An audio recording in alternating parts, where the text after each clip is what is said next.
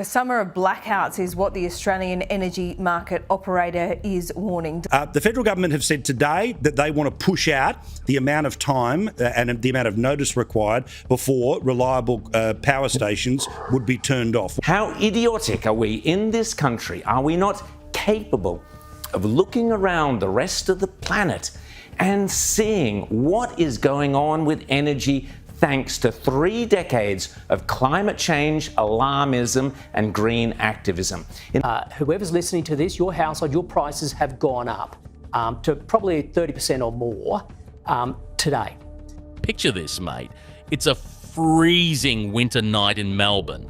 You've just gotten home from work, the kids are doing homework, and you flick on the heater because it's bloody freezing outside. You go to make a cup of tea, turn on the kettle, and suddenly darkness. Complete blackout. No power, no heating, no lights, no internet, nothing. Your phone's got 2% battery left, and you're wondering what the hell just happened.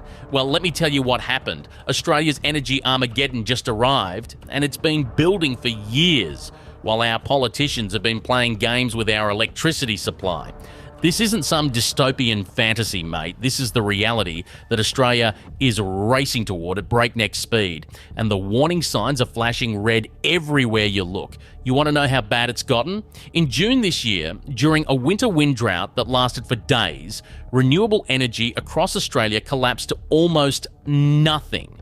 Wind provided just 9% of our electricity needs. Solar provided 6%. Because, surprise, surprise, the sun doesn't shine much in winter. Meanwhile, fossil fuels, the same coal and gas our government wants to ban, provides 74% of our electricity. But here's the kicker. When one of Victoria's ageing coal plants had an unexpected outage during this same wind drought, the renewable energy lobby came out and said, "See, coal is unreliable. We need more renewables." The absolute audacity of these people is breathtaking. They're calling coal unreliable while their precious wind and solar are providing bugger all electricity during the exact moment we need it most. Before we dive into this energy disaster, if you want the uncensored truth about Australia's energy crisis, the raw data and investigations that mainstream media refuses to cover, join our Patreon. We're the resistance exposing the policies that are destroying Australia's energy security. Link in the description. Let's talk about the Albanese government's absolutely insane renewable energy targets. They want 82% of Australia's electricity to come from renewables by 2030. That's just 5 years away, mate.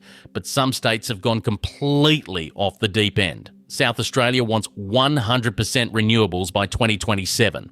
That's just 2 years away. Victoria wants 95% by 2035. Here's what they don't want you to know. During that wind drought in June, South Australia, the poster child for renewable energy, had to get 60% of its electricity from gas and 2% from dirty diesel generators. They even had to import brown coal electricity from Victoria because their wind turbines were sitting there like expensive garden ornaments. Queensland got 86% of its power from fossil fuels. New South Wales got 78% from fossil fuels. Victoria got 78% from fossil fuels. These are the same states planning to shut down their coal plants and replace them with weather-dependent renewables that fail exactly when you need them most. As you said, the China Energy, for example, the big coal-fired energy provider there, hundreds of millions of tons of coal they're getting through. They're increasing the amounts because, they need more energy. Surprise, surprise. They're not going to get it from their windmills out in the ocean. And no, they're not going to get it from their solar panels. They need good old-fashioned coal, burning coal to create the energy they need. The fundamental problem is simple. You can't run a modern industrial economy on energy sources that only work when the weather cooperates. Wind droughts happen regularly, especially in winter. Solar panels don't work at night or when it's cloudy. And batteries? They provided just 1 to 2% of our electricity during the crisis. While our politicians are playing renewable energy fantasy games, ordinary Australian families are being crushed by electricity prices that are among the highest in the world. In New South Wales, electricity prices have jumped between 8 and 10% this year alone. Victorian families are facing increases of up to $90 per year, and that's just the beginning. What's causing the grief with intermittent wind and solar are the Labor proposals to actually accelerate those installations, to accelerate those costs, to accelerate those transmission lines. And you'll be replacing what is incredibly reliable and has been reliable for decades in terms of coal-fired power stations with something which is not. It's that easy. But here's where it gets absolutely criminal. Victoria's government admitted that upgrading their electricity grid to support their renewable energy fantasy will cost over $20 billion. That's more than 4 times their original estimate of $4.3 billion. Professor Bruce Mountain said this will cost 5 times the total value of Victoria's existing transmission network. And guess who's paying? You are, through electricity bills that will rise by 50% or more. Think about that for a second. They're asking Victorian families to pay 50% more for electricity so they can build a system that's less reliable than what we have now. It's like paying double for a car that only works when the weather's nice. Meanwhile, South Australia already has the highest electricity prices in Australia, mainly because they've gone furthest down the renewable energy rabbit hole. Here's the part that should terrify every Australian. We're shutting down our reliable coal-fired power stations years ahead of schedule, with no adequate replacement ready. Eraring, Australia's biggest coal-fired power plant in New South Wales, was supposed to close in 2032. Now it's closing in August 2025. That's 7 years early. This plant alone provides enough electricity for 2.8 million homes. If you take away what's reliable and you replace it with something which is not reliable, you'll have an unreliable supply. I mean, this is pretty straightforward physics and engineering. Loy Yang A in Victoria was supposed to close in 2045. Now it's closing in 2035. 10 years early.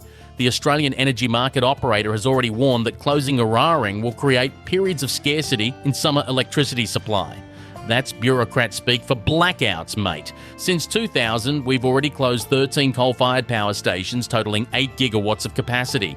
These plants had an average age of just 42 years when they closed. They had decades of reliable service left in them. But instead of maintaining our reliable baseload power, we're gambling our entire energy security on weather-dependent renewables that fail exactly when we need them most. If you want zero emissions with reliable supply, nuclear is your only option. That's why many countries around the world are moving to it. It's a known technology. It's a very, very small footprint. You don't need to build tens of thousands of kilometres of transmission. Now, here's where this whole energy crisis becomes absolutely insane. Australia has the world's largest uranium deposits. We export uranium to 42 countries for their nuclear power plants, but we've banned nuclear power for ourselves. We're literally sitting on the solution to our energy crisis, but our politicians would rather import dirty diesel generators from overseas than use our own clean, reliable nuclear fuel. The United Kingdom, which has been following the same net zero delusion as Australia, just announced a golden age for British nuclear industry because they've realised renewables aren't reliable enough. Even the Energy Minister, Ed Miliband, who's described as just as much of a renewable energy zealot as our Chris Bowen, has admitted they need nuclear power. But Australia? We're doubling down on the failed renewable strategy while banning the one technology that could actually provide clean, reliable, 24/7 power. We export 5 times more coal than we use domestically, but instead of using our own resources, we're planning to rely on Chinese-made solar panels and wind turbines that need replacing every 15 to 20 years. Western Australia has even banned uranium mining since 2017, despite having massive uranium deposits and public support for lifting the ban. It's like having a cure for cancer, but refusing to use it because of political ideology. let's talk about what it would actually take to replace just one coal-fired power plant with renewables, because the numbers will blow your mind. The LEMMiNO coal plant in Queensland cost $1.5 billion to build in 2002. It has an 850 megawatt capacity and can operate almost 24/7 with existing transmission lines. We put up the proposal for capacity mechanism that included gas and coal. The first thing Labor did was to get rid of that. So they're now going to support even more money going to what is intermittent and unreliable. To replace this one plant with wind power, you'd need more than 450 wind turbines, each costing between $6 and $10 million. That's just for the turbines themselves. You'd also need a spiderweb of new transmission lines, service roads to access each turbine, and massive battery storage for when the wind doesn't blow. Unlike the coal plant with its single transmission connection, these wind turbines would be spread across hundreds of square kilometres, requiring thousands of tonnes of concrete foundations and clearing massive amounts of land. And here's the kicker: those wind turbines only last 15 to 20 years before they need replacing. The coal plant could run for 60 years or more with proper maintenance. One nuclear plant the size of a Bunnings warehouse could produce the same amount of electricity as 400 wind turbines spread across the countryside. But we've banned that option because of political ideology, not science or economics.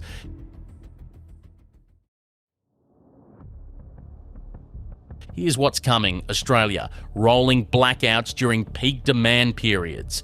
Businesses shutting down because they can't get reliable power. Hospitals running on backup generators. This isn't fear-mongering. This is the logical outcome of the policies our government is implementing right now. Journalist Chris Ullman made a prediction that came true with terrifying accuracy. A week before Victoria's coal plant outage, he said, "One day when the sun's not shining and the wind's not blowing, probably in the middle of winter, one of those big coal-fired power plants is going to give out. Then we'll see the energy ministers come out and say, 'See, we told you old power broke down. We need more renewables.'" That's exactly what happened. South Australia has already experienced statewide blackouts. Victoria has had multiple close calls. New South Wales is facing periods of scarcity after Eraring closes. This is just the beginning. When the lights go out, and they will go out, remember who did this to you. Remember the politicians who chose renewable energy targets over reliable electricity. Australia is headed for energy Armageddon, and our politicians are not just failing to stop it, they're accelerating toward it. But there's still time to change course. We could refurbish our existing coal plants. We could lift the ban on nuclear power. We could use our own uranium and coal instead of exporting it all overseas.